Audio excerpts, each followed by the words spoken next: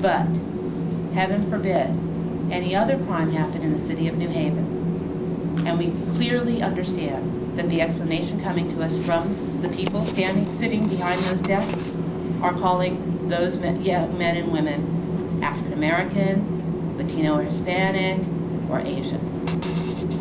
So we can't be post-racial because we're getting it from the TV on a constant, everyday basis. In fact, the most interesting thing that's going on these days is the reality that now we have all these commercials that are out there about black families.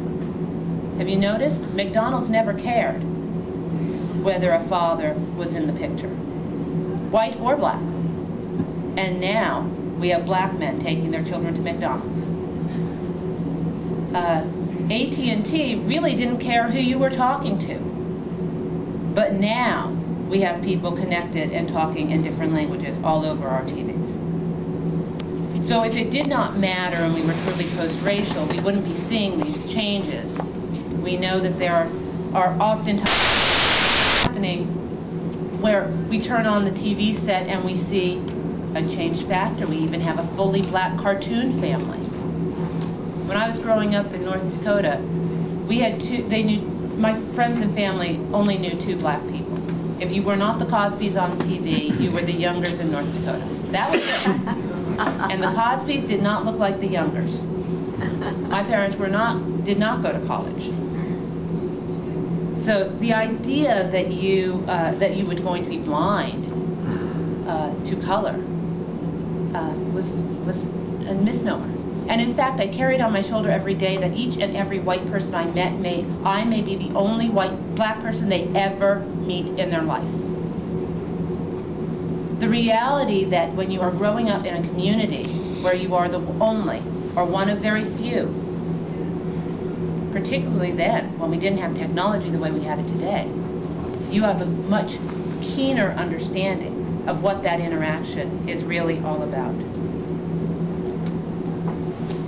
Yes, Obama is a proof that we've made it over 100 years, but there's no time to rest on our laurels. We can't. Tell the fact that we are a post-racial society to all of the disparities that go on. Can we really be post-racial society when we have dropout rates at the levels they are, when we have disparities in health the way they are, when obesity is growing in this country, when we are having an ongoing and constant conversation about the immigrants in this country, when the unemployment numbers are growing? I don't think we can really have a post-racial society until those answers are balanced out. We can't rest until young men who are wearing "Obama is my homie" t-shirts are registered to vote and continuing to vote, not for the black candidate, but for the candidate who is running for office. It is moving from the monetary hero worship to true and lasting empowerment. It is the thing that you as professors are constantly being challenged with.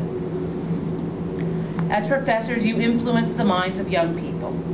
I believe that we need to keep asking the really hard questions. Why do we as Americans keep doing this to ourselves?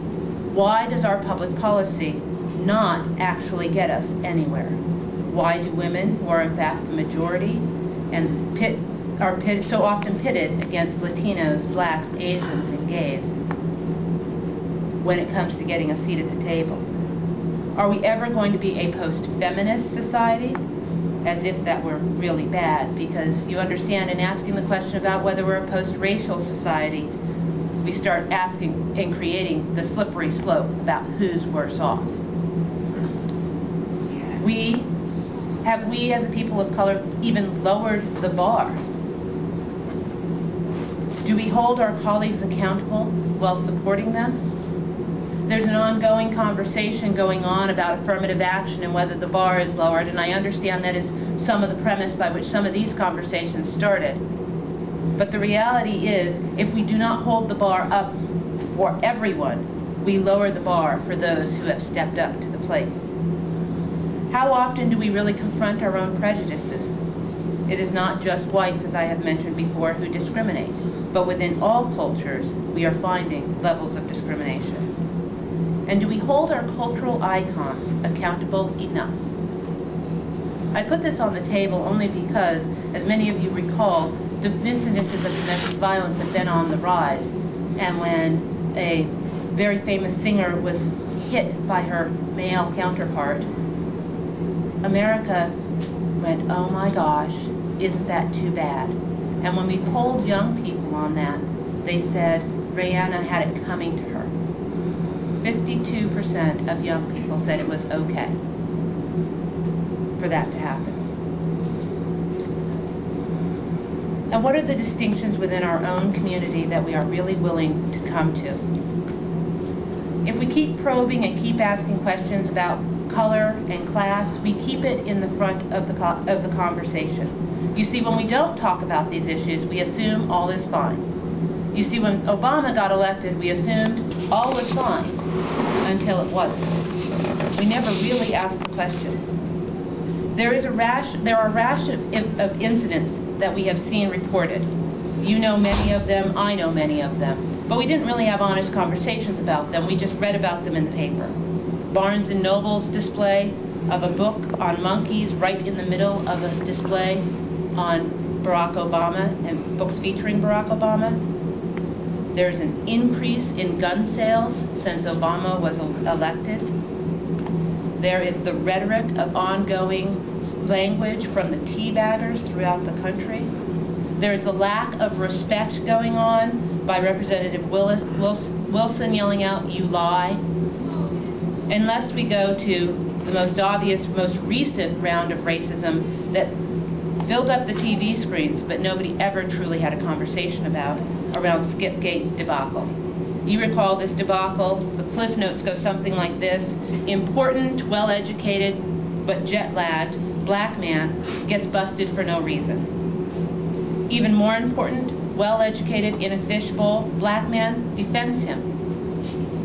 Same well-educated black man shoots his mouth off a bit and gets chastised for it. People around the country freak out, don't know what to do, what's going on, and you can practically hear the rip dividing the fabric of America by color lines, or at least amongst many civil libertarians. Everybody gets together in the end, shares a beer, and it all blows over until the next time. And there will be a next time. Because since that event of people gathering at the White House for a beer, when has been the next true conversation about race in America?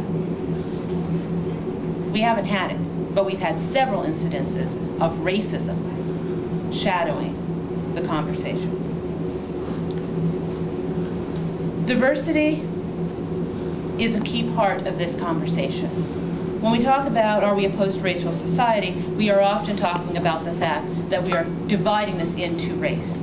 Diversity is a different aspect. Diversity is maintaining and respecting and appreciating and understanding our differences. Do we want to be a post-diverse society? We've been there. We know what that looks like, and it's taking a lot of work to get us to where we are today.